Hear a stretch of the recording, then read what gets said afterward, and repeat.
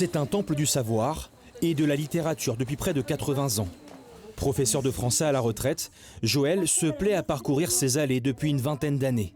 On s'y sent bien, c'est un véritable attrait que de venir lire des extraits ou lire des BD.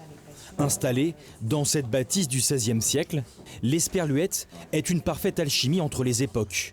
Car au milieu des livres, les vestiges du passé se mêlent à un design contemporain, symbolisé par ce grand escalier en bois.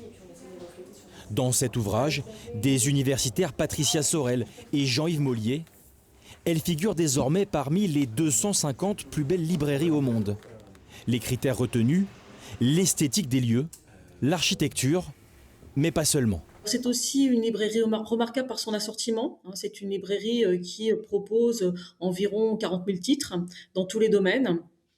Et c'est aussi une librairie qui participe à l'activité culturelle de la ville, puisqu'elle organise de nombreuses animations, notamment des rencontres avec les écrivains.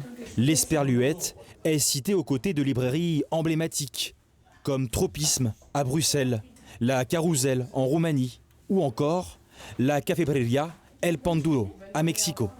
Une récompense pour la directrice des lieux qui n'est malgré tout pas étonnée. Il y a une vraie alchimie dans la façon dont les livres habitent ce lieu et ces vieilles pierres. Et c'est souvent ce que les clients nous disent, c'est un lieu dans lequel on se sent bien, on a plaisir à flâner, à se promener, à découvrir les textes. Et puis il y a probablement quelque chose qui tient un peu d'une maison, on s'y sent bien, on a envie de rester.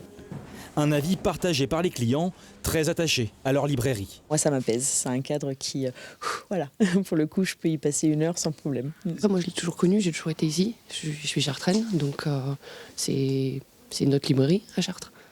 L'Esperluette n'est pas la seule librairie de la région Centre-Val de Loire à apparaître dans l'ouvrage.